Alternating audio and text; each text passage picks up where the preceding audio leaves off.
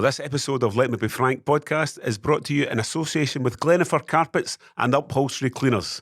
They are a local family-owned carpet cleaning business covering the Central Belt. They're a premier choice for homeowners and businesses alike, including hotels, golf clubs, restaurants, pubs and letting agents who are in need of dependable, trustworthy, uniformed professionals. Frank, carpets, you must have had a few carpets over the years. I have. A couple of shag piles, but I won't go into my personal life. And your carpet needs cleaned. Get it done with this mob. If it's a clean carpet you want, your carpet is never clean until Willie's been. Remember that at Glenifer. And if you want a 10% discount, just let them know that you saw the advert in the Let Me Be Frank podcast and you'll get a 10% discount. Today's episode is also brought to you by Team Limited. They are a sector-leading commercial building, glazing and roof maintenance specialists. Team Limited brings years of expertise to commercial buildings, serving as the go-to specialists, a trusted partner for building maintenance solutions. Connect with them at 0333 241 2689 or www.team-limited.com.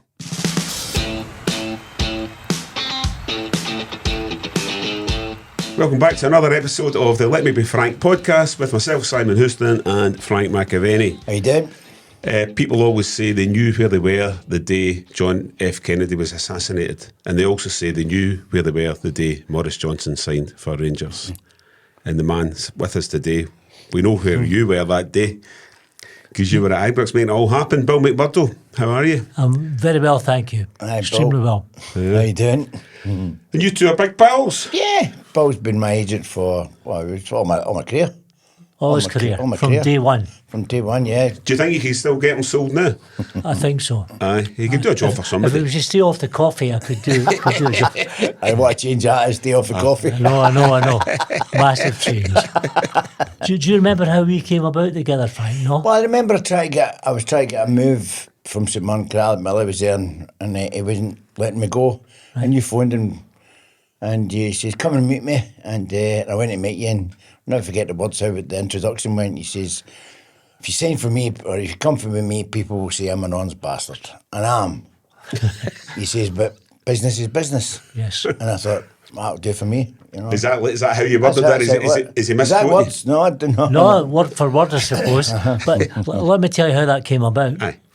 I got a call from a good pal of his, Jimmy Bone, All right. your mentor. Of course, aye. Yeah. And Jimmy phoned me up and said, Bill, I've got a player for you. I was the only agent in the UK at the time, more or less, right? And I said, who's that? He said, a young guy at St Mirren. I'm telling you, this is a talent. He's a daft bastard, right? But he's a fucking talent. And phone him up. And I did, and he was right on both accounts. Tremendous player. But we never had any God problems rest him, with he's no longer with us. He just died there, didn't he? I didn't realise that. Jimmy just died last week. But I was going to phone you. His funeral's on the 15th, a week Monday. A week day, sorry. A week day. He was a classic guy. Aye, I like great. Jimmy. Yeah. We've spoke about it because he used to keep me back at St Mirren. And he used to, I thought it was a punishment, Bill, seeing your player bringing me back and all that. I thought it was a punishment. But it wasn't. He knew that I was going to play up front. Yes. And he just showed me some tricks, little things that he learned over the years. And it was so good of him because I don't do that now. I done it when I became established player. Right.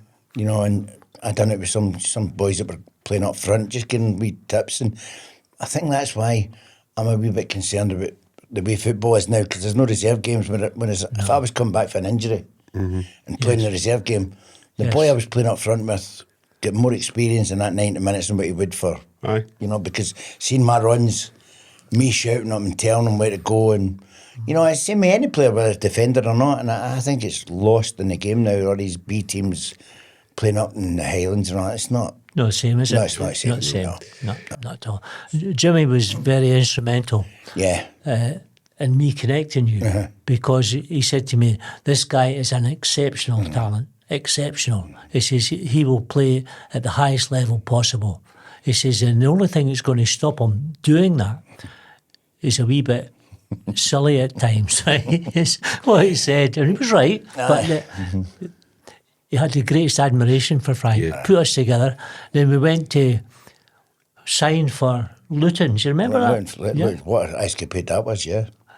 on Escapade. Was it a service station in the M1 or something? No, we went to Luton and that. The deal was done, and I just had to sign, but I didn't take too kindly to the chairman, slapped me in the back of the head. With a massive fallout with the chairman. What happened was David Pleat was nice, wasn't he? David Pleat was brilliant. What a football guy he was. We said to him when we went in, we said, look, here's the deal. We'll discuss terms tonight, but we won't give you a decision tonight. We'll go back to Glasgow tomorrow and we'll phone you over the weekend. And he was, well, I would rather get the deal done tonight. He says, well, that's not going to happen. So he agreed with us. You remember that? Yeah. He agreed that, right, okay, we'll do it tomorrow. Just before we were leaving for the night, the chairman came in, David Evans. Remember? He was a Tory councillor. Aye. Bombastic bastard, right? Oh. And he came in and he went, is this deal done yet? Nick, Well- he slapped me in the back of the head, man. Aye, Welcome to aye, Luton, aye. Mark. I thought, who the fuck are you? What are you fucking on about, know. right? Do you remember that? Terrible. And I Honestly, said to him, it's the deal's arrogant. no done. Well, get it fucking done now, he says. Really? Yes, Aye, or the one of deal's not on. We said, fine, okay, just leave it. We went back to our room, didn't we? No, I mean, we went outside and then Alec Miller said to us, remember, he says, because he knew I was going to, see, they were concerned because Luton had paid all the flights down for St Mirren, directors and all that. And if we'd have told them to F off what I was wanting to tell them, They'd have to hitchhike back up. they'd have to paid for their own flights. No. So they says, look, if we go back up the road, then you can tell them. Yeah. So we had to meet, and he you told us remember what that- happened? He told us that John Lyle wanted to speak to me, and I was going, you So know, what was your recollection then of that? 2 o'clock in the morning. 2 o'clock in the Him morning, and I were going to go to bed that night, right? yeah. And I said, do you think it's a bit too late to phone John Lyle?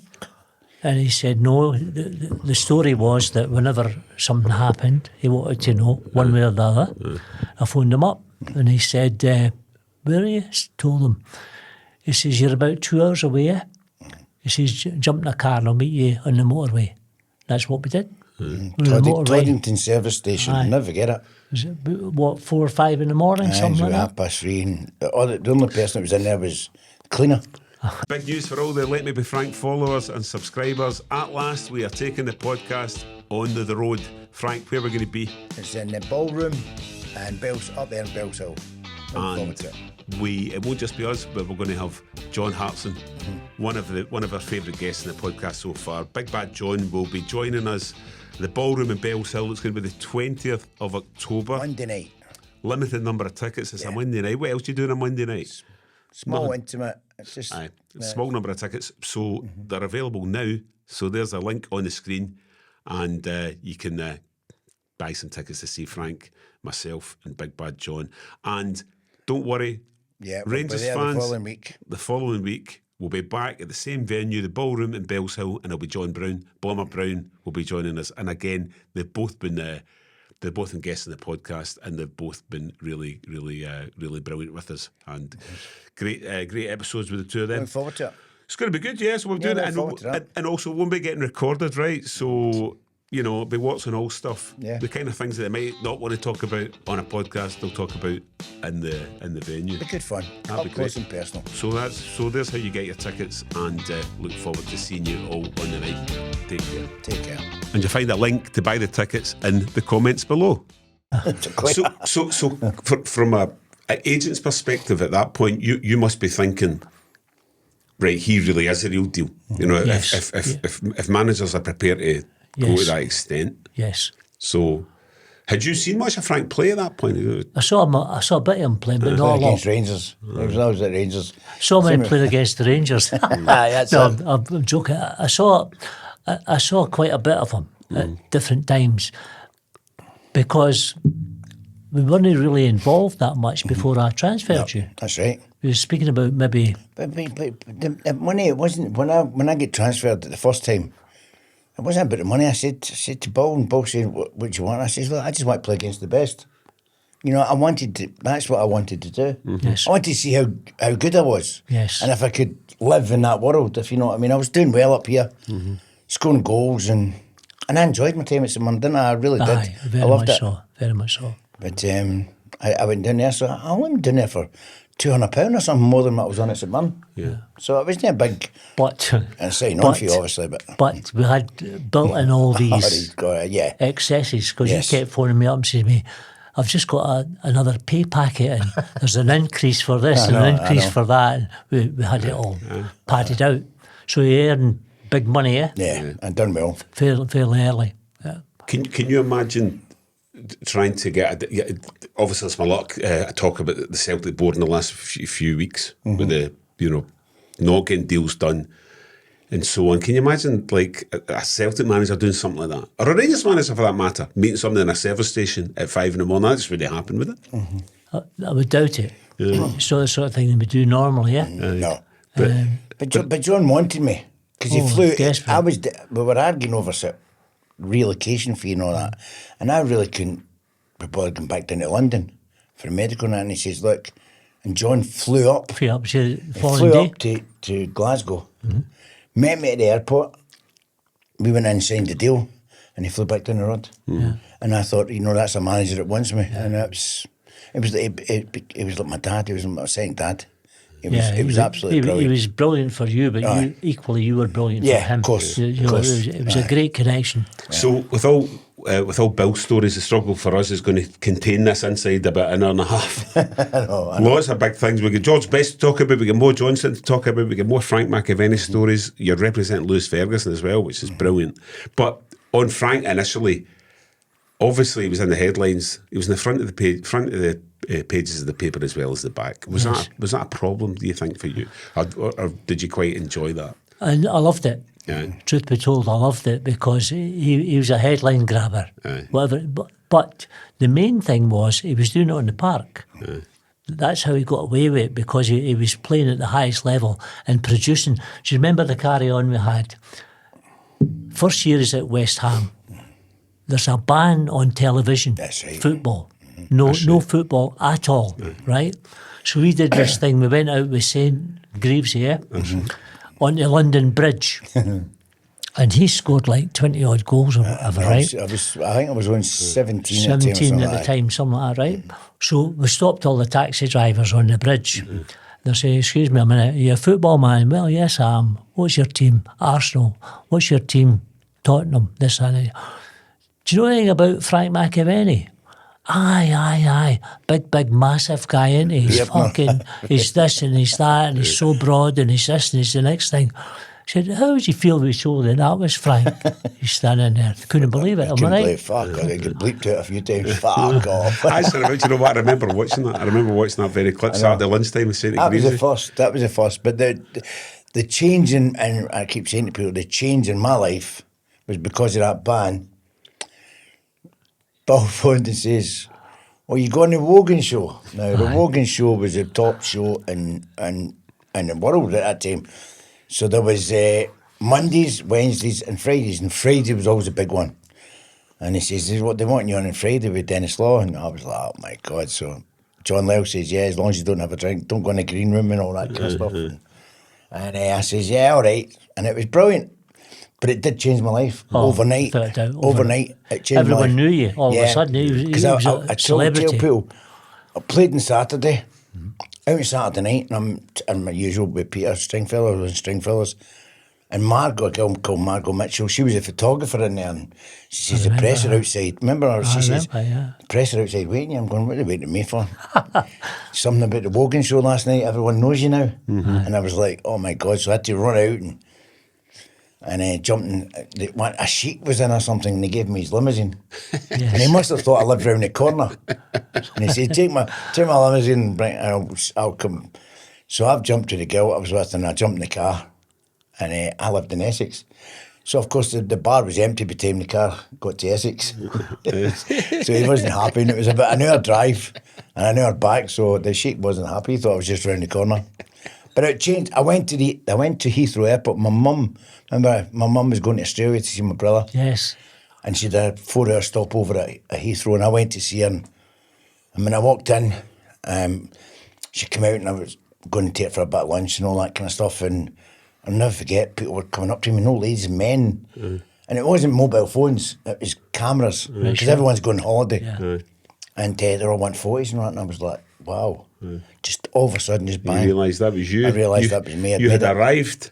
I had arrived, yeah. Big time. So we're going to talk about the famous Goldilocks and the Three Bears court case in a wee minute.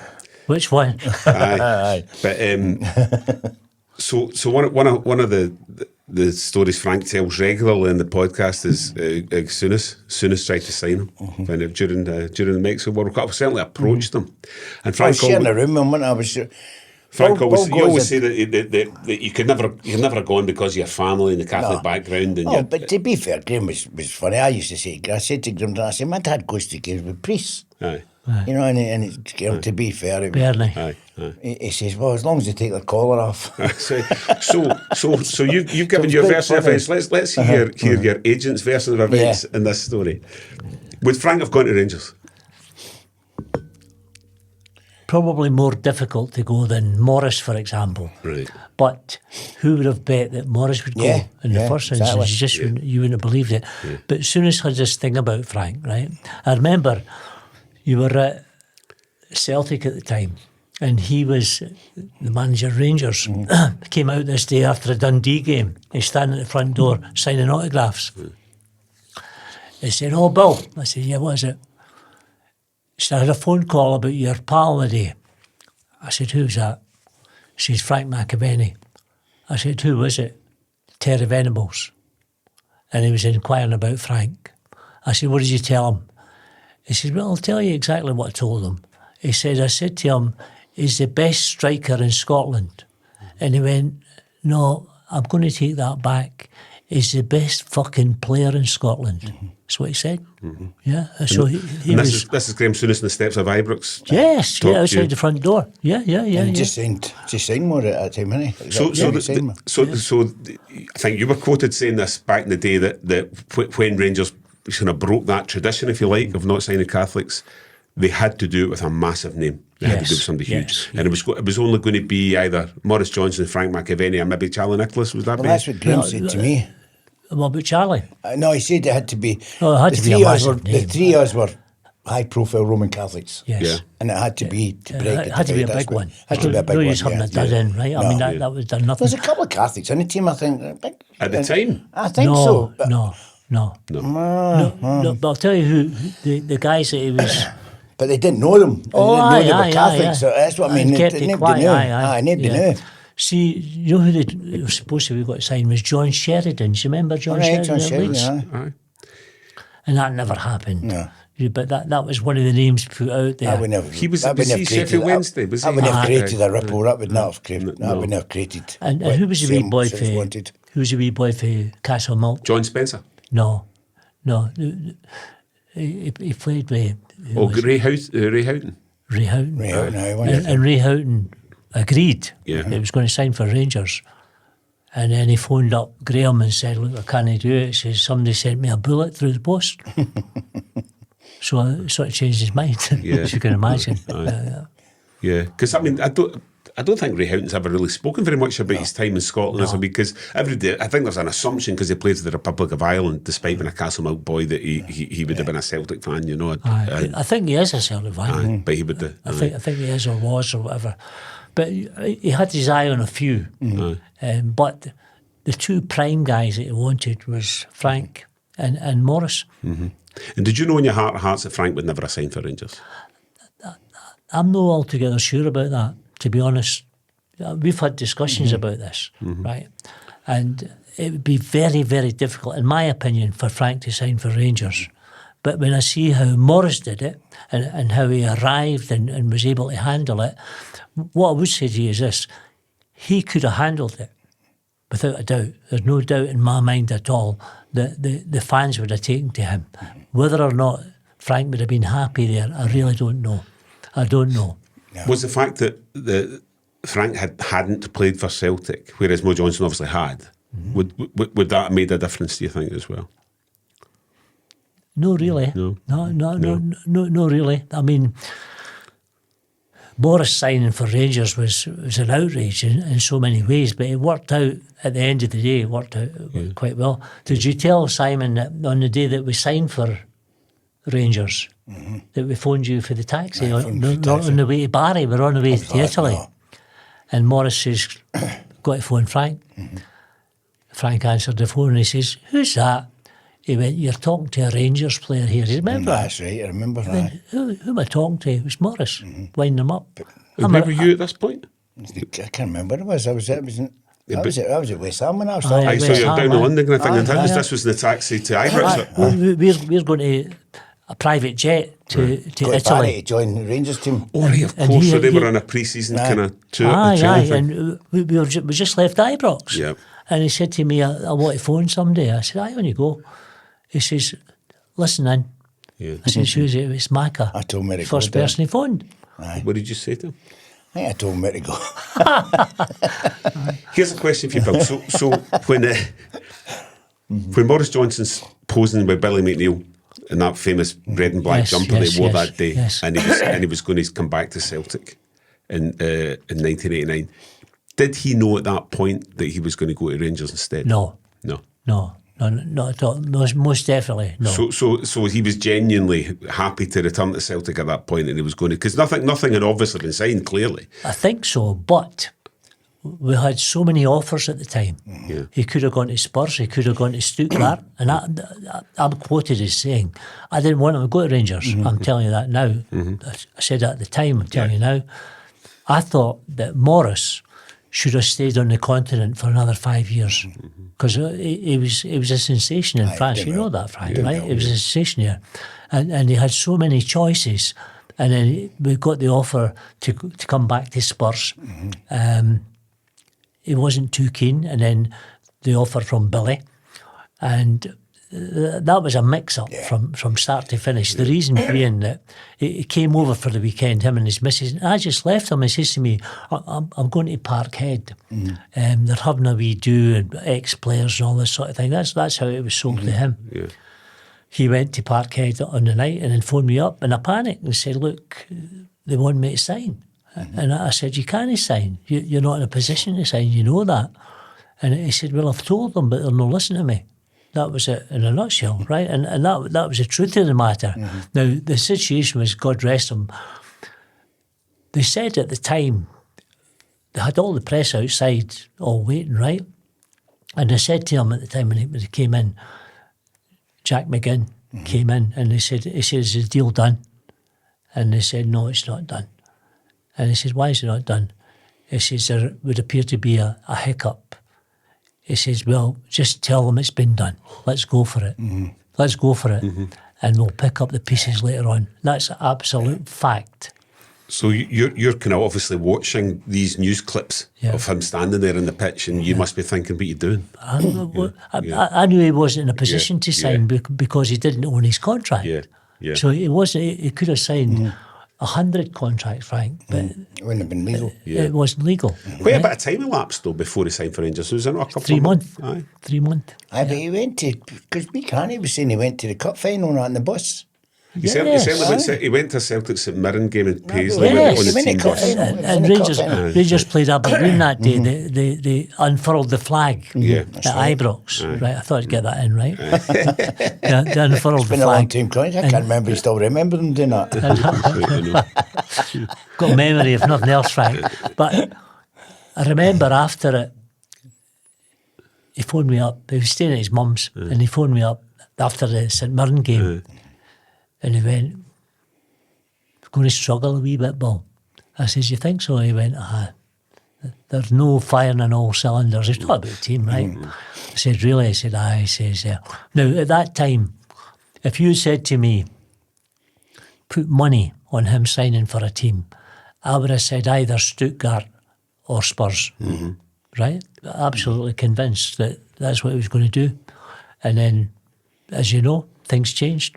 So what was the first idea you had that Rangers were going to sign? I wanted to sign him in that period. Did you get a phone call, or did he get a phone call, or who made contact with who? We made contact in a couple of different ways, right, on different things. Yeah. And then right out the blue said to me, would Morris come to Rangers? I went, don't be fucking stupid, right? And he said, I'm being serious. And I said, I doubt it very much. I said, but are you being serious? And he said, yes, I am. And this is Sunnis you're talking about. Aye. And But I knew he was also very keen on Frank. Right? I knew that, and I knew he had tried to sign different players and all the rest of it. And I thought, is this a PR job? You know, he's trying to get some as if he needs publicity, but you know, he could drum up publicity too, Frank, as you know, right? And I said, would he come here? I said, I don't know, I'll ask a question, right? Which I did. And I was taken aback because he said to me, they're going to do very well under Sunnis. That's what he said to me. He says, they're going to be a force to be reckoned with at that time, right?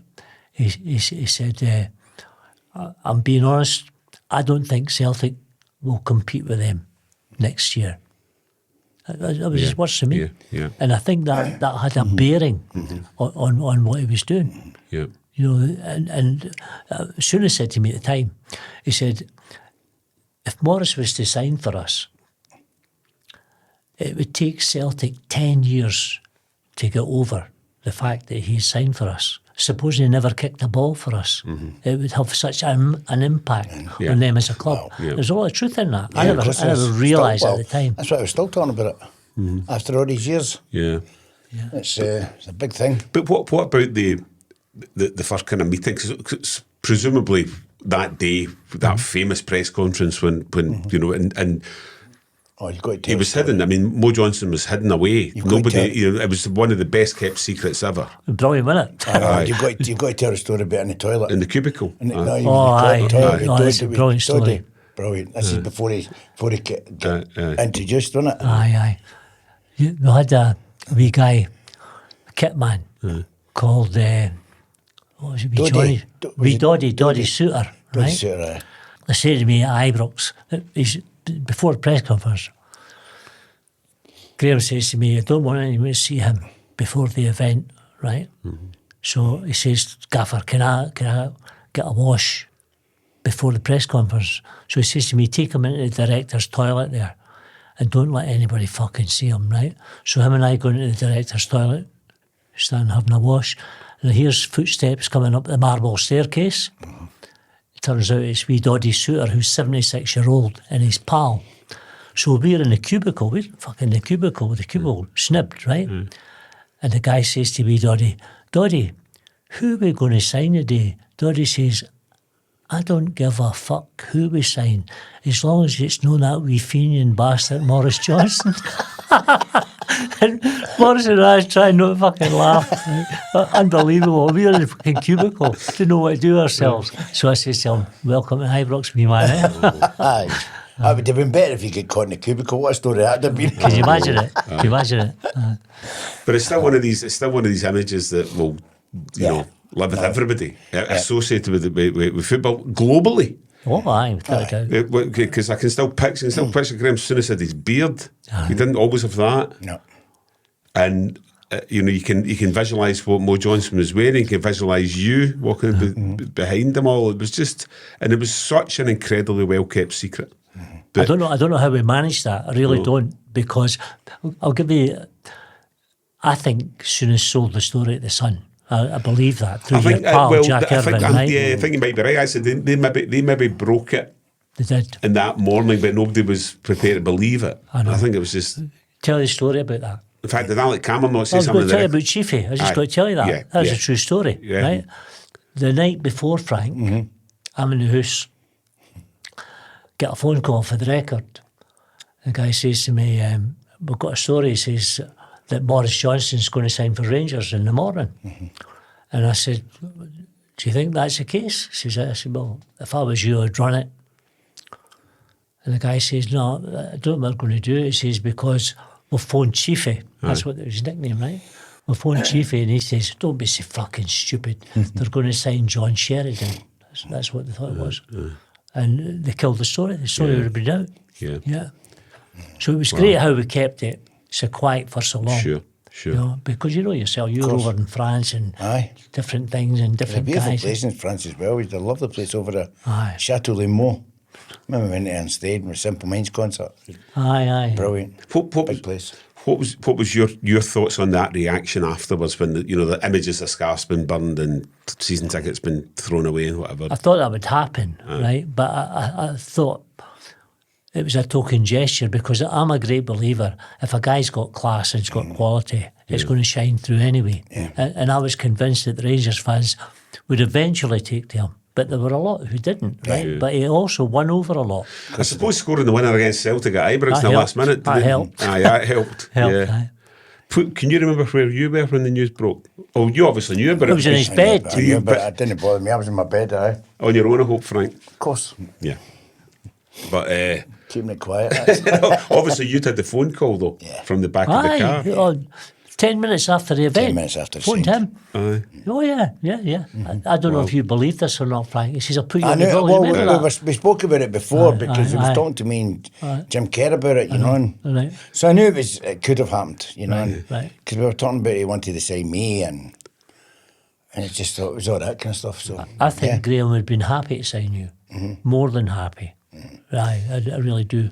Another big client and good friend of yours obviously was the late George Best as well. Right. And I mean, you must have a multitude of stories about him, but he was a Rangers man as well. Would he ever have considered signing? Very close. I was very close to doing a deal. Aye. And we talked terms. Jock was the manager at the moment. I was Jock's agent. Yeah. We talked terms, and they had a director called Jack Gillespie. Jack Gillespie, yeah. He was the money behind Rangers, yes. And he pulled the plug. Right. Is that right? He wouldn't have it.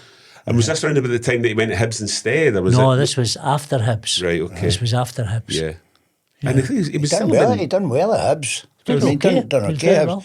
I remember playing, because every stadium was full when George was there. I didn't know him. I played against him when I was at St Mirren at Love Street, and I've never seen, only in European nights. Was it that rammed? Was it that rammed? I think he might have made his debut against St Mirren. At Love Street. It was heaving. 16,000 people. Never. I thought you were going to say 1690. I was like, hold on a minute. It was, maybe they missed a few, but 16,000. They kept the money.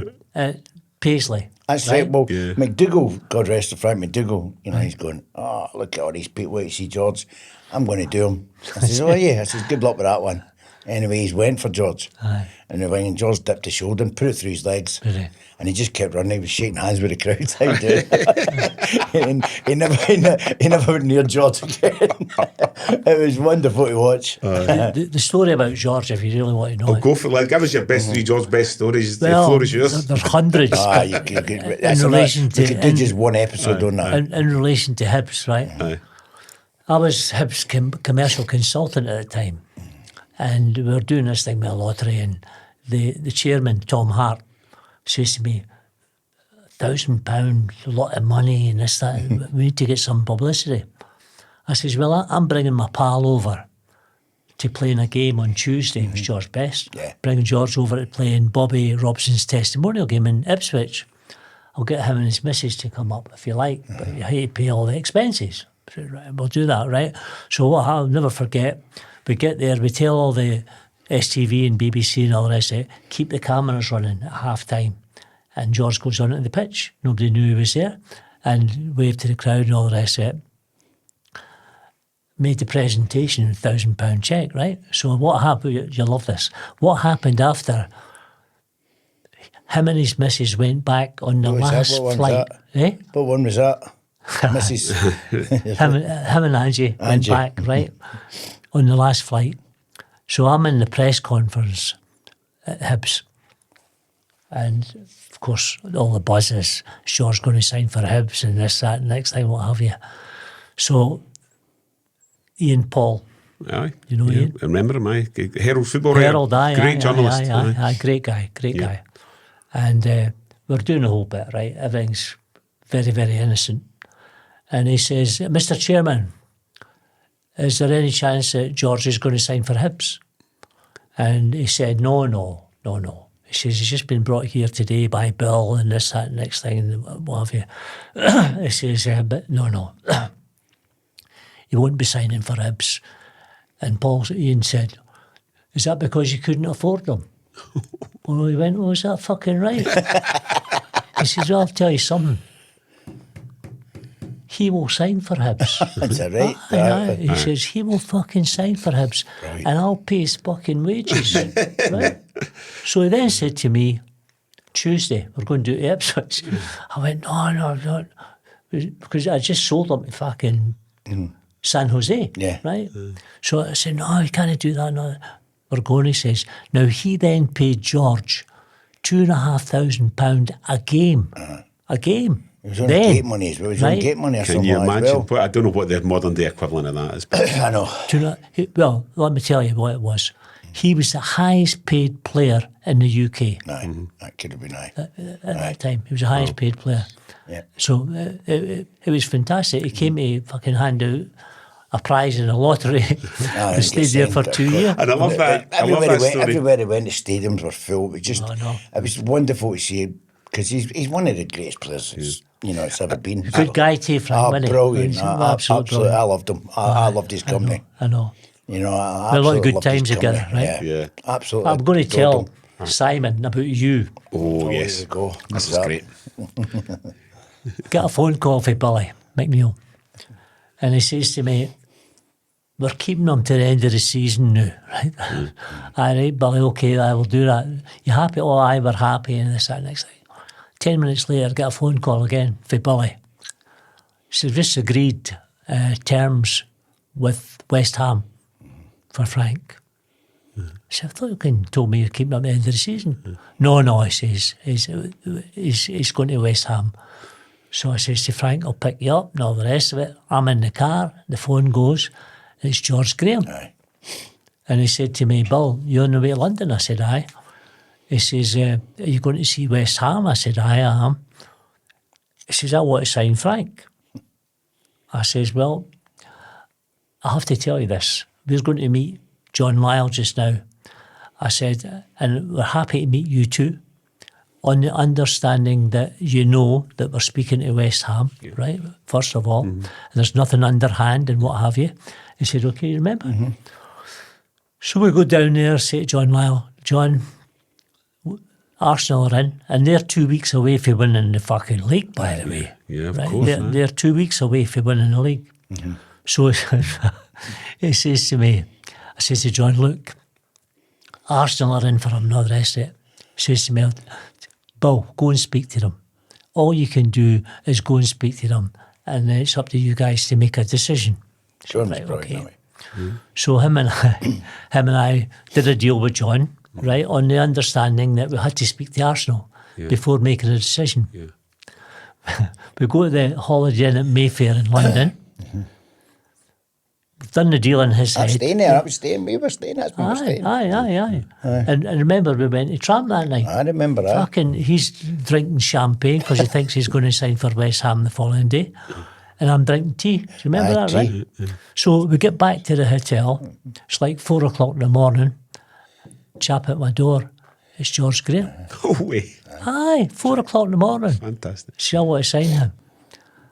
I says, we've done well with West Ham and it's a good offer and all that shite, right? He said, look, I'll tell you what. Can you give me an idea what's on the table? And I told him. And he said to me, too rich for us, Bill. I fucking want him. I want to sign him. I'm telling you now. But he's too rich. We can't afford him. So I got hold of Frank, 4 o'clock in the morning. I said, Frank, just had George Graham there. He's away, can't afford you and all this. I go to sleep, 7:30, chap on my fucking door. And it's George Graham with Ken Fryer, who's chief executive or whatever. And he says, Bill, we've decided we can afford him. Right? So I get sleepy, he'd out his bed. I says to him, Frank, they've come in, they've offered a deal, it's on a par with West Ham and all the rest of it. He says to me, what are we going to do? I says, we're going to do fuck all, Frank. I says, what are you going to do? I said, I've got you 2 options. You have to make a decision. I've never seen him so troubled. He really didn't know. Well, am I right, eh? I know West Ham were getting relegated. That was a problem. And Arsenal are about to win the league. That was a problem. Aye. I knew they were getting relegated. It wasn't But that... Exactly. I was so disillusioned about what happened to Celtic, Paul. That was my biggest problem. I know. And then he said, I'll tell you what I'll do. He'd never been heard at the time. He said, I'll tell you what I'll do. If he signs for us, George Graham, if he signs for after all said and done, everything's on a par and a whole bit. He said, if he signs for me, I will effectively give him a free transfer. That's what he said. He said, I just want him to win the league for us. And if he wants to leave, I'll give him a free transfer. He said, quite funny, be worth about 200 grand, he said. Aye. Frank was troubled. Yeah. So I said to him, look, I can't give you any more guidance here. I says, it's your choice. I says, because whatever you choose to do, I'm going to jump in the plane back up to Glasgow. You've got to stay here, whether it's in West Ham or it's in Arsenal. I chose to go to West Ham. Wow. I didn't know that. I thought I knew just about everything about your career. John Lyle was like my dad, and the fans were a big... And because, as I say, because of what happened to Celtic, I was so disillusioned with football, you know, how they could pay me and all that kind of stuff. And I thought, going down to Arsenal, I'd need to try and prove myself again. And the West Ham fans loved us, and I thought, I was like home, you know. And I knew they were getting... And John told me they're getting relegated. He says, but I want you to fire us back up. I choose West Ham. Here we go. John's never spoke to me. John's never spoke to me for a long time. George Graham, no. He never spoke to me for about 2 years. Really? I mean, he But threw... he'd tell me to fuck off. He threw everything at that deal. I know he did. Everything. I know. Everything. That's incredible. He was so fucking desperate. To be fair, I spoke to, I've been on here, I spoke to Graham Sunnis and Charlie Nicholas and Kenny, and the three of them said the same thing. He likes to go out more than you. Well, that's and true. He'll stop you getting out. That's true. He'll You like stop the you night. getting out. And I thought, You like the night out. I can't be bothered with that. I don't need to look after that. So. But if you look at his record, In football Frank, terms. you look at his record, you can't argue with the record, can you? No. He did the business on the park. Brilliant. Aye. And off it. I think he never signed for George because George is a Rangers man. Aye, that's what it is. Oh, that this makes is it getting easier. better. Well, all those folk have been saying to us the episodes need to be longer and longer. You're getting your wish for this one because, wow, when we're 40 minutes in, there's so much still to talk about. But while we are on the subject, please remember to hit subscribe. Yes. Hit subscribe. It's on your screen at the moment. Follow us on Instagram, TikTok, YouTube, all the various things. It's all free to do. And as we always say, this man's contacts book is probably better than Bill McMurdo's contact. Well, maybe not. I stole some numbers. I stole some numbers. Yeah. Aye. But it's, as I say, it's free. Just get us up there. Get a guess. We'll continue. And of course, shout out to our new sponsors, Glenifer Carpet and Upholstery Cleaning, who take great pride in offering honest advice, customised to each client, along with clear, transparent pricing, while ensuring friendly and personal approach. Whether it's domestic, carpets, lounges, living rooms, bedrooms, hallways, stairs, rugs or business premises, they cover all aspects of carpet cleaning as well as both fabric and leather upholstery. All carpets are steam cleaned, sanitised and deodorised on every job. They invest in state-of-the-art equipment to ensure your premises receive the best clean. Now, they also strongly recommend that carpets and upholstery should be cleaned every 6 months to be rid of dust mites, odours and pet stains. And they use the correct detergents and cleaning methods and pride themselves in delivering professional results. So if you want your home or premises to be top of the league, then call them today. And remember, your carpet's not clean till Willie's been. Call them on 07843 274 867. I'm looking forward to hearing your favourite carpet stories over the next few weeks while we've got Glenifer on board. You must have a few good carpet stories. Well, yes, we have, but there's what I've always said, there's no future in the past, mate, so we might not go back. Anyway, well, listen, we're delighted to have Glenifer on board. Yes. Willie from Glenifer, thank you very much for supporting the Let Me Be Frank podcast. And if you want a 10% discount, just let them know that you saw the advert in the Let Me Be Frank podcast. It's hard to imagine how many people must have stood in Bill McMurdo's carpet over the year. A procession of footballers. Famous faces. Mm-hmm. So that carpet probably needs cleaned. And I know a man who can do it. Glenifer Carpets. And remember, what is it they always say about Glenifer Carpets, Frank? Your carpet's never clean till Willie's been.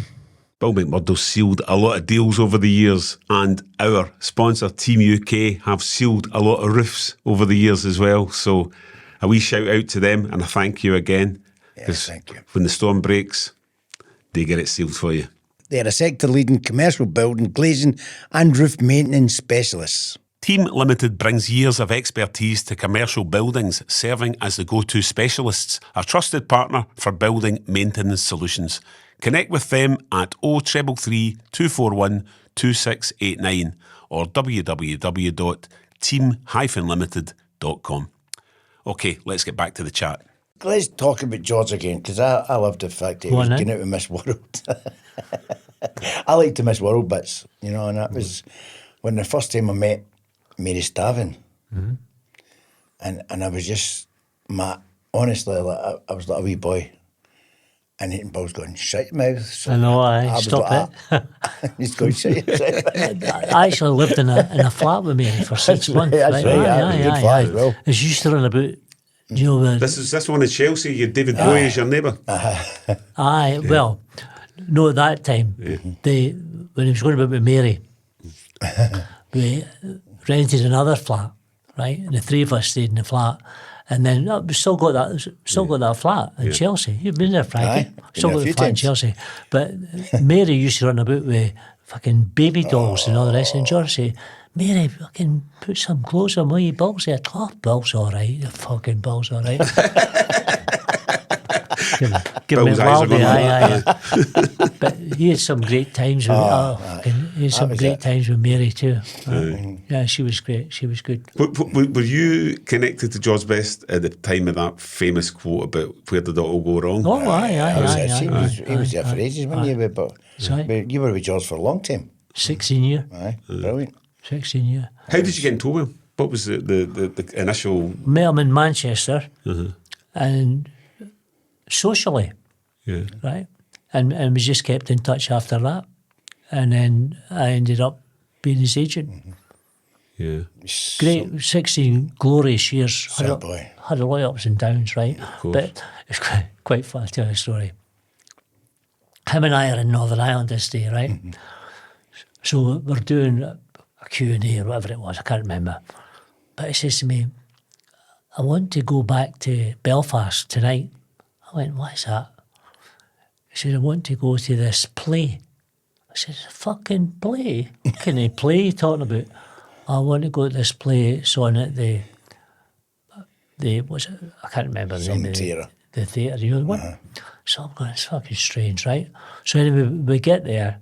It turns out Mary Stavin's in the play. So that's the reason why we've hightailed it back. Yeah. But it's no made any contact, right?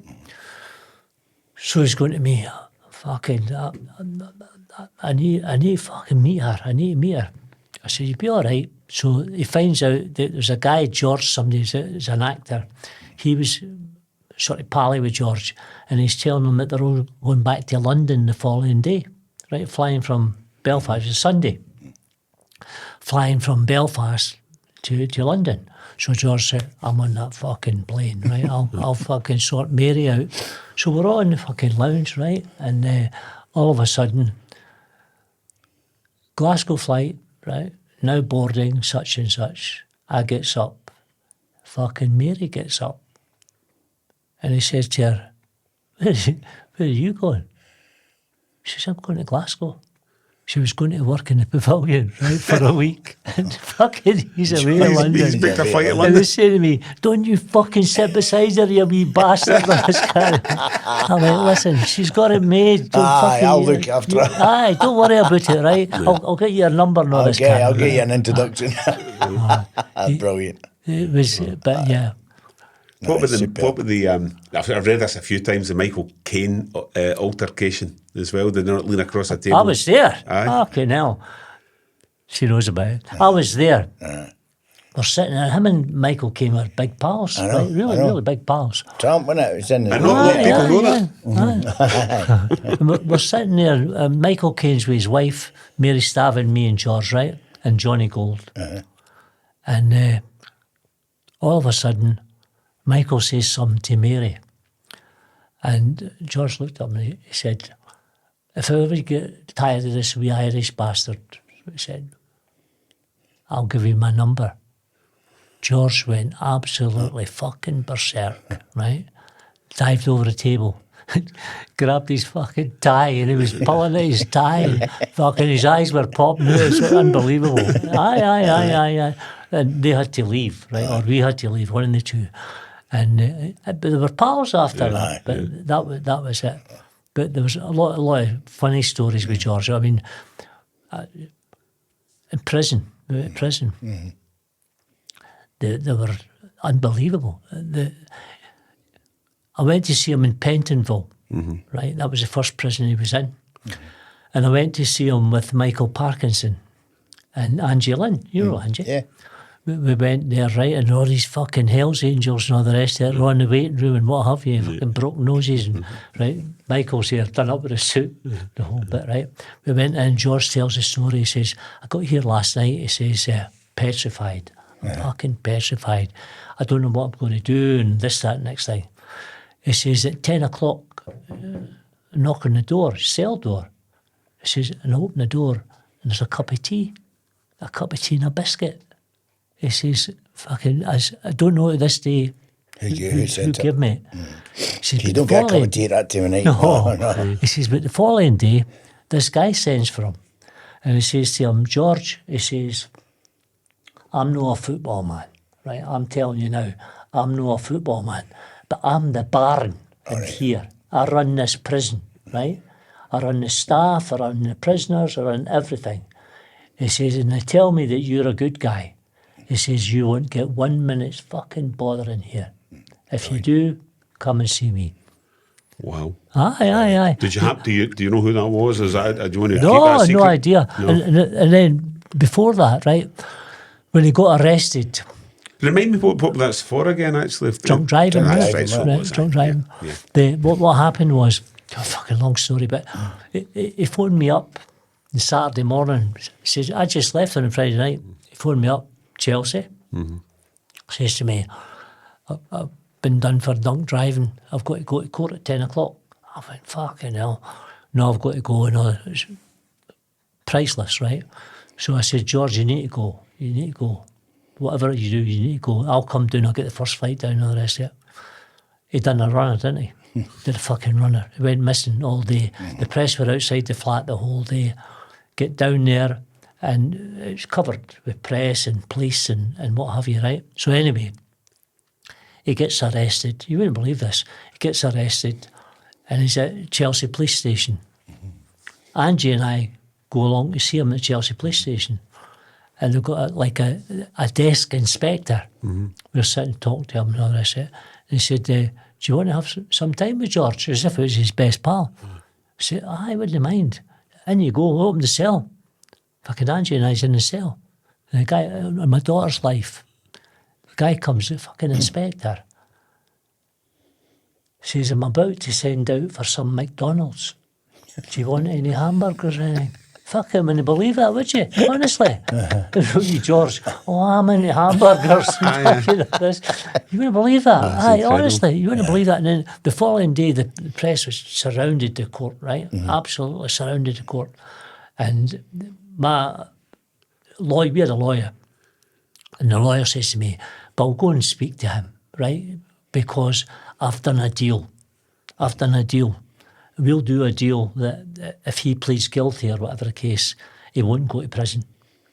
So I go down and there's like 20 guys in this cell, right? They're all like mad, half cut, and God knows all what. And I'm standing there and I'm saying, George, do me a favour. Plead guilty. And they're going, he's no fucking pleading guilty, right? He's pleading not guilty. And I'm going, George, trust me. I've already done a deal, right? There's a deal done. Pleaded not guilty, didn't he? He got fucking prison. He went to prison. Yeah. But it's quite funny. They're all shouting, fucking tell him you're... fuck off. Tell him to fuck off and all this I kind know of... that feeling. I know that feeling. All these great legal minds are in the cell with them. You know? Everyone's a lawyer. And Every single one of them. he went to, after that, he went to Fort Open Prison. Aye. We had some stories there. It was just unbelievable. There was a guy, Duncan was his name. He was like the warder. Warden, is that right? Warden. Yeah.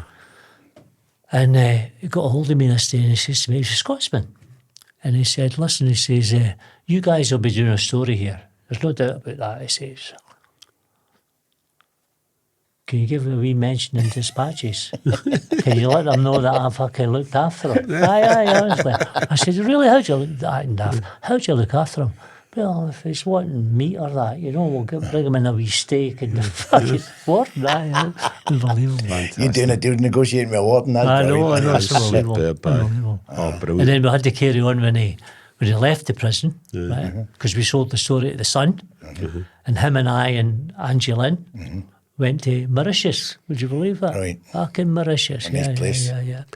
Wow. Nice And place. it's unbelievable because he hadn't had a drink for 3 months, right? Supposedly. But anyway, we get there. It's quite funny. It was pissing the rain. You wouldn't believe that. Pissing the rain. And We the were there bench at is the down wrong time. when it rains there. Oh, it's I know, it's- horrendous, I know. right? So this day, Angie says, is it going to be sunny tomorrow? It's supposed to be sunny tomorrow. All right, is it going to be sunny? George says, aye, according to forecast. She says, well, I'm going topless. I'm fucking sure you're not. She says, I'm going topless, she says. If it comes, it started arguing over fucking him going topless and her going topless. And he walked away, started drinking. Fucking started And drinking. he'd been off it for 3 And months. he'd been at off that it for point. 3 months, yeah. Because she was going to go topless. And he just thought, no, enough's enough. That's me. Back on the on it. sauce. Did you ever speak to him about? I mean, you've spoken about your time when you at Her Majesty's pleasure as well. Did you ever talk? No, never. No, but I know all the things that Bill's talking. There's people send word in to make sure you get looked after and all that. If you're that's it happened, and it's needed. It's needed because there's always somebody want to take it. I know. Take a step. See in Fort, that fucking, they say when we were there, we would go usually a Saturday or Sunday, right? And you go on a Saturday, and the boys would come up and say, Georgie, you want a steak tonight or you want chicken? Fucking believe that, right? I'm saying to Angie, I never got that. I know. But it was quite fun. It's quite crude, but I'll tell you the true story. We were in this, like a waiting room, right? And they're all facing this way. All the prisoners are facing this way, right? So the guy says, Duncan, George, you've got to sit in the front row, right? So George said, well, why is that? Because when he's in the front row, he hears all the sound. All the guys are getting fucking pulled off and all this at the back, right? So he says, the fuck, how am I getting caught out here, right? He says, well, we can't have you at the back because they'll take photographs of you and they'll sell them to the press and all the rest of it, right? And of course, we're there and we can hear all the fucking sexual fucking goings on, right? Yeah. And he's sitting there with big Angie. You can imagine Angie walking about with the big high heels on the fucking place with an uproar. Funny. Now, the subject of court cases. So, Goldilocks and the Three Bears. You're Yes. heavily involved in all that as well, weren't you, Yes. with Frank? Aye. Yes. I mean, that you still kind of pinch yourself to think that actually happened over a minor scuffle in the penalty box. It was outrageous. It was outrageous. I wanted Len Murray Yeah. to represent him and the three Rangers players. And Celtic blocked it.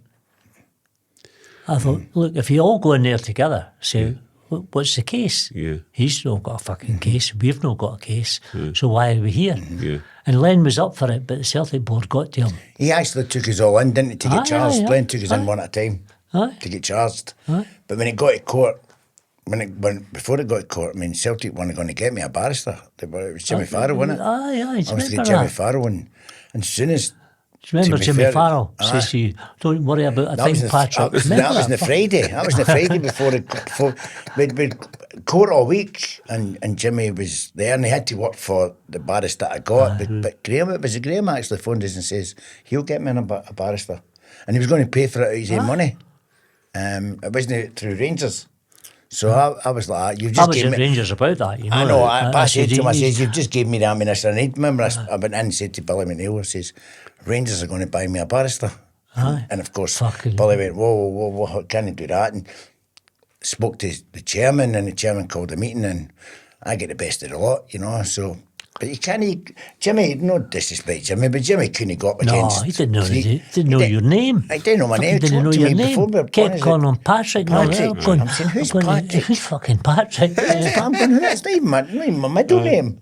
So Remy, get this right, you were not guilty. There was a couple of not provens, wasn't there? No, there was one not proven was Graham Roberts, and then Roberts goes, "What's that mean? What's that mean?" I'm saying, "No, it was you that can't prove it." We had a great week, didn't we? We had a great week. It's a in good court. week. I try to get him off fish on the Friday, didn't I? Aye, He's aye. going, no, don't do No, that. fuck To that. the three English boys, Imagine I knew them. all the Rangers guys eating fish. I know, I knew them all from England. I played against Terry and Robbo and Chris. Do you remember it was, before you signed for Celtic, for West Ham the last time?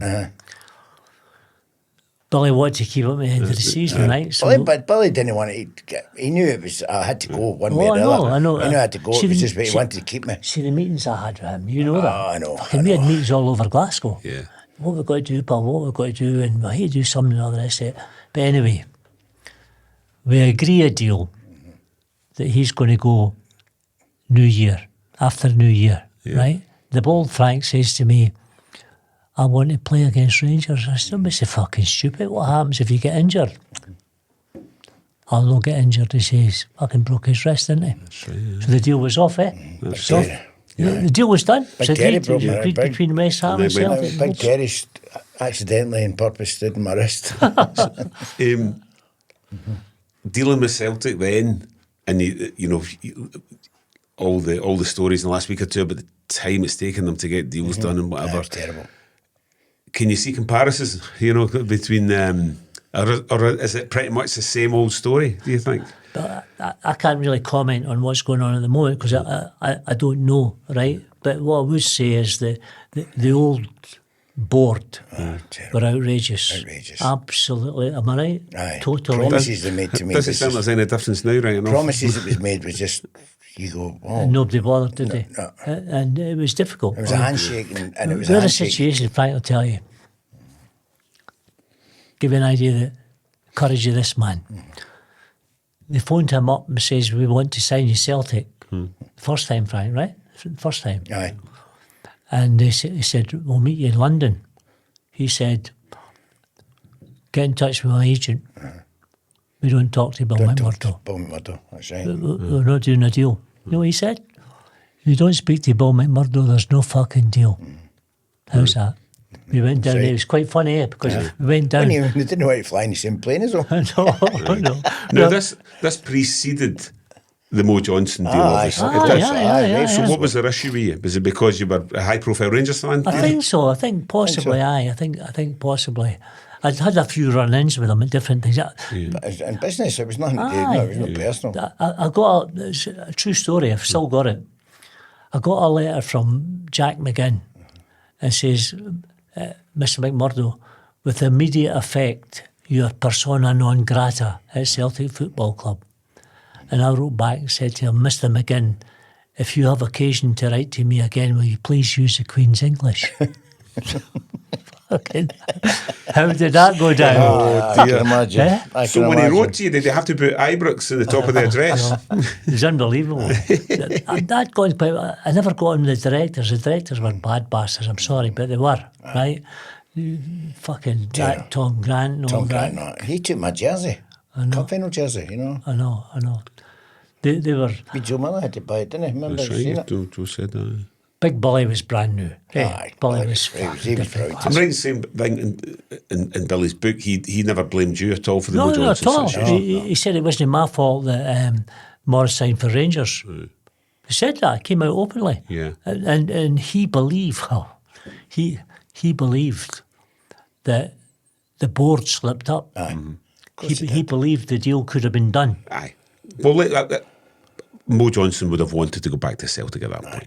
If If they the deal was paid there, enough if the deal money. was there, I think he'd have signed before it. Oh, Eh? if the deal was right, I think Mo would have signed for, without gone through all that, I think he'd have signed for Celtic if the deal was right. But Well, the taking deal, so the deal long to was... get it takes so long to get a deal Can done. you remember the kind of minutiae of that deal and what was maybe stopping him at the time? Or Aye, I could, only too well, because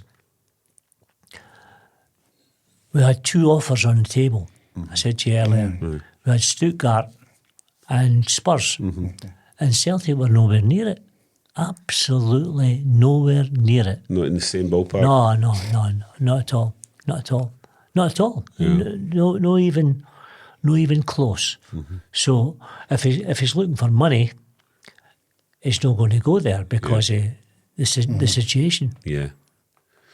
Yeah, Celtic but been there's guilty of that. there's no going because of money, but there's no going because if they're miles apart, you're not going to go. If they're close, you could still go. No, miles, Frank. That's what I'm saying. Miles, If you were closer, they could still have went. But it's miles apart. It's day and night.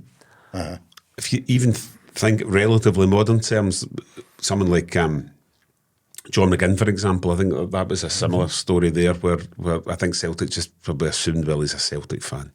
His granddad was the chairman, he's going to come, he's going to come. So we don't need to really go that extra mile when it comes to the money. I think they just thought they done the same with Ivan Toney. I mean, Ivan Toney was in at Celtic. He was in, and I think it was Lenny was the manager, and they were in Dubai, and he spoke to him saying welcome to Celtic and all that, and it was something like £50,000, which is a lot of money to people watching, but in football terms, that's not a lot of money. No. And I mean, you could have talked about making money. You could have sold him for, just write a figure. Big bucks. And he would have been great up here for whether we got him for a year. Yeah. He would just have steamrolled anyone in Scotland. He was that powerful, and it would have been a great piece of business. But it didn't do it, and you're thinking, really? I mean, it's all about the finer details. And 50 grand, I think it was. I mean, he was earning. But we had a bad experience with the board, right? But I don't know. Obviously, Frank discussed that with Morris, and I discussed it with Morris. But I don't think that put him off. No. I think if we could have cut through what we're supposed to do, I think it would have signed. But we were nowhere near it. I mean, it was criminal. It was nowhere near it. So you're still active, and you've still got 40 odd players in your book. Yeah, the latest one is the high-profile one's Lewis. Yes. Brilliant. So you were central to the Aberdeen to Bologna deal, is that right? Were you involved in that? You must have been. Yes. I looked after Lewis since he was 16, and sold him to Aberdeen. We have a laugh about it now, but when I signed him, Frank, he was on £100 a week. So he says, I think I can top that. And this is at Hamilton? Hamilton. Aye. I think I can top that. Now, he's fucking played 14 games for the first team then, right? And I says, I think I could maybe get you a wee increase in wages here, Fucking hard fight it was. But anyway, sold up to Aberdeen with a few good offers. I had 3 Italian teams wanted to buy him. Even at that stage? Aye. We had 3 teams, and he chose Bologna. Oh, right. So, sorry, when he was going from Aberdeen, you mean? Yeah. Aye. We were going from Aberdeen. Yeah. And he chose to go there. I chose to go there, aye. Yeah. I thought it was great what he'd done. Obviously he's nothing like his dad, Derek, but because he'd done his first press conference. Wait, he did a press conference in Unbelievable. Italian. He speaks fluent Italian. I know Derek very well, obviously, and I'm going, he's going, Frank, incredible how, he says it surprised him. I know. Surprised He Derek. never told anybody. Never told anybody, and just got up and done it, and I'm thinking, wow. Never told us all. That was brilliant. His dad, obviously Derek's so proud of him, but I mean, it was that shock. When Derek said that when he went to Italy, he was really surprised that there was no interest from Rangers whatsoever. No. He said his recollection was Celtic were kind of sniffing around. There was maybe a kind of tentative inquiry, but there was nothing concrete. And yet there he is, Serie A doing the business. And I don't believe that Celtic made an offer. Celtic never made an offer to us, but there was some sort of talk that they could be interested. And we Tosh, right? Tosh's involvement with Celtic and all the rest of it. And he said to me, Bill, I've recommended him 4 times. He says, and it's not going any further. Now, it then came back to us that somebody said somewhere down the line that it's not any good at penalties. What the fuck's that got to do with it, right? But that now whether that's genuine or not, but that was given up. Yeah. As Neither is any of the players now. I was going to say, you just look at last week. Yeah, they fitted nicely in Kazakhstan, aye. you know, But I think he was He's a good Rangers player, man. Paul. We He's a good understand player. that. Yeah. But I It was a think shame. I mean, am I right in saying it was obviously for you, it's not for you, but for Lewis, it was on the verge of one of the big clubs in Italy taking him in. Well, can I tell you a story? Aye, of course you can. We had two, quite funny, we had two top teams wanting to sign him. One was Juventus and the other one was Napoli, right? And I had been talking to Juventus for the best part of maybe 18 months, and they had two sports directors, right? So just before, I'm over in Turin talking away, and they said to me, look, we definitely want to sign him. There's no doubt about that, and he's going to be a Juventus player next season and everything, right? I said, that's great, appreciate that. Let me pass on your message to Lewis and what have you. So I go to Lewis, I said to him, look, had another meeting with Juventus and it's on the cards. They want to sign you. We'll do a deal, not a problem. I said, that's great. The following week, I got a phone call and the guy says to me, I'm the sports director of Napoli. I says, I know your voice. He said, aye. He says, I spoke to you last week in Turin. He was one of the sports directors of Juventus. And he had moved to Napoli. just in that period of time. And he said to me, I want to sign Lewis. I said, no fucking, last week you didn't. So it's a true story. He went, no. I want to sign him, Bill. I want to sign him. And I think it would have been a straight shootout between Napoli and Juventus, but he got injured. Not a bad team, but injury. And then, of course, they signed McTominay and Gilmer. You know? And I think this year, I think they could have come in again if they hadn't signed Kevin De Bruyne. Yeah. I think he's destined to go. Oh, I think so. He's destined to go to a big club. I mean, he's just made for a big club. He's that kind of player. Aye. You know, anyway, listen, all laugh and joke about it, you know, but Derek's dad and Barry's uncle, I mean, the family's been engrossed in football, so he could handle any big club, I would think, with ease. You know? He's so professional in so many ways. I'll give you an example, right? He's so professional in so many ways. I got the offer about 10 days ago from an image consultant, and an Italian one. And I thought it was first class. Right? I thought, sounds good, everything about it. And he said to me, I want to concentrate on my football, Bill. There you go. What does that tell you? Aye, brilliant. Brilliant. He's got his head screwed on. Yeah. Oh, aye. So you're still keeping busy. So, I mean, look, I'm still waiting him off on my job. I have to say, you're looking great for your age. I'm not, I know. I'm not going to Do let you hear that? anyone, You laughing? I'm not going to let anyone know age you are, but yeah, I mean, you're not as young as you might be. It might have been one day, but you're looking healthy. You're keeping fit. You're still working away. Good. Never going to retire, no? I don't think so. I think it'd be difficult. I think it could be the death of me if you don't mind me saying so. I think that would do me. Yeah. You know? So you just keep. I still enjoy the. Yeah, of course. We spoke earlier about something, so we'll be busy in the next wee while. Aye. That'll be good. Look forward to that, Paul. And you still live in Scotland? You almost lived in Scotland. Little haven't you? Ibrox. Still get Little Ibrox. Is the house still called Ibrox? Was that a fact? According to everyone else. Aye. Was it no, aye? No. That's what he says, Little Ibrox, my God. Everyone used to say, oh yeah, Ibrox. I spent more time in that house than I did main house. So that was, I was telling when I was hiding for people. I was telling that. See this man? I'll give you an insight into this man, right?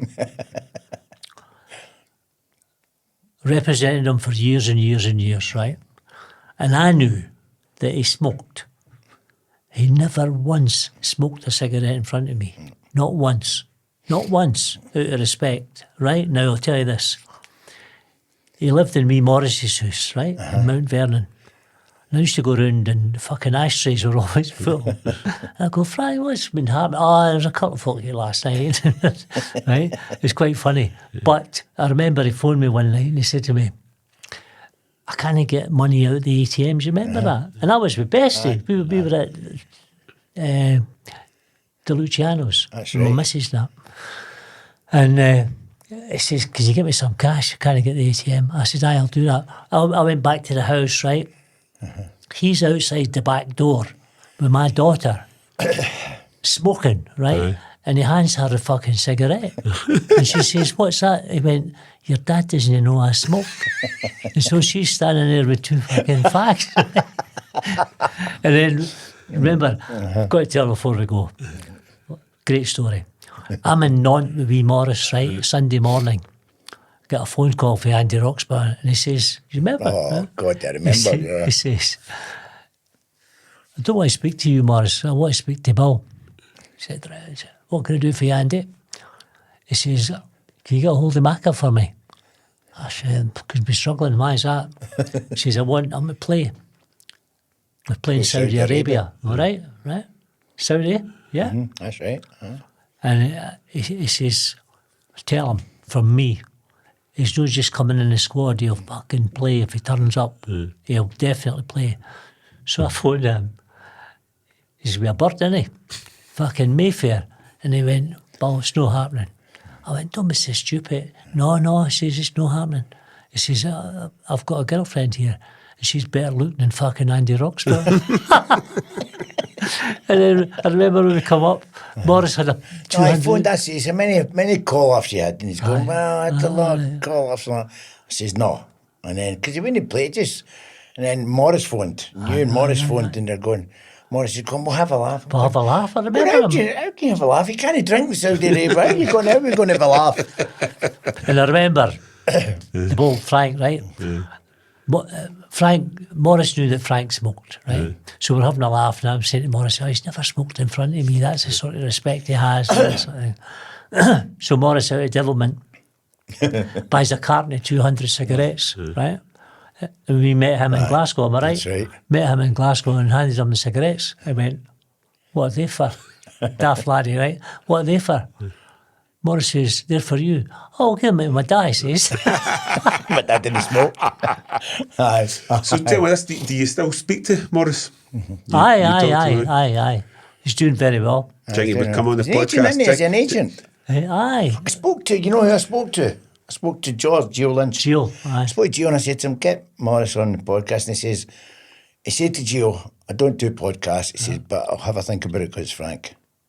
So he's not come back to me yet. I would, yeah, but we could do him over Zoom. I'll mention it to him. He's very... Because it's, the talking about Rangers would just be the way we've talked to you. Aye. He knows that. He knows I'm not carved from up. I don't think the Rangers thing's a problem No. at all. No. I don't. Do you think he could come back and live in Scotland again comfortably? I ain't be pissed. I mean, I think what people tend to forget is that, like, he played for Hearts. He played. They play for Falkirk as well. So it's not. Here's one for you. I nearly sold him to Rangers a second time. Right. Right. Aye. Fucking Walter. Right. The deal was done. B. Morris is at Hearts, you just mentioned it. So Walter says to me, "I want to sign him," and all the rest of it. So I says to me, "Man, look, that's Rangers back in for you. Are you happy?" "Oh, delighted. Yeah, let's do the deal." Now, what happened then was I said, "Come through and we'll go and see Walter together," right? And he said, No, you won't like it was for training. "No, I'm going to training. I'm going to training. Just you do what you've got to do and let me know how it goes." So I goes in to see Walter, right? Walter says to me, desperate, want to sign him this, that, next time, right? Fine, okay. Everything's all done. Signed, sealed and delivered. So I phoned up the wee man, I says to him, "Look, it's like a done deal. We're going to do it later on today and this, that, next thing." Then I get a phone call from Walter. The deal's off. And I'm convinced, and stand by this, I think David Murray blocked it. Yeah. What's your gut feeling for why? But he's not a nice man, if the truth be told. But, apart from that, I don't know. I really don't know. But because I'm with Walter and he's fucking singing, "I've got to get him and they'll do this and do that, do the next thing, what have you. Come and see me at 2:00. deal's done. I go back in and it's completely changed. Yeah. I always assumed you got on all right with David Murray then. Did you know? Me? Yeah. No, not my favourite. No. But let me tell you a wee story very quickly. I was asked on BBC Radio who my favourite chairman was, and I said Fergus McCann. Right? Yes, I did. I stand by that. And the guy said to me, what about David Murray? I said, what about David Murray? He said, well, how would you compare David Murray to Fergus McCann? I said, well, all I would say is that Fergus McCann is an honest man. Fucking left it at that. Oh. But one thing about the wee bunnet, everyone keeps telling me it was powerful, but what he says he meant. You know, if he told you something that happened. And it's, I told you about Rod with me, yeah? Yeah, of course. Fucking, I got Rod to open the stand, right? It's a long story, but anyway. I was going to sign him Yogi the night before. Long story, but anyway. Yogi can't go on, I've got to put him to a tribunal, right? So I say, right, okay, they're playing Newcastle the following day. At Parkhead. It's opening the new North Stand. Aye. There's a big David Ginola issue floating about at that point as well, because he was potentially going to go to Celtic and went to Newcastle, and that was his first game for I'm Newcastle. going to tell you the story, right? I've arranged, Fergus asked me to get Rod Stewart to open the North Stand. I said, right, okay, we'll do that. So it's a fucking lovely story. The night before, the Friday night, I take Yogi. Is it Falkirk, right? We go in to see George Fulson. You know what George is like.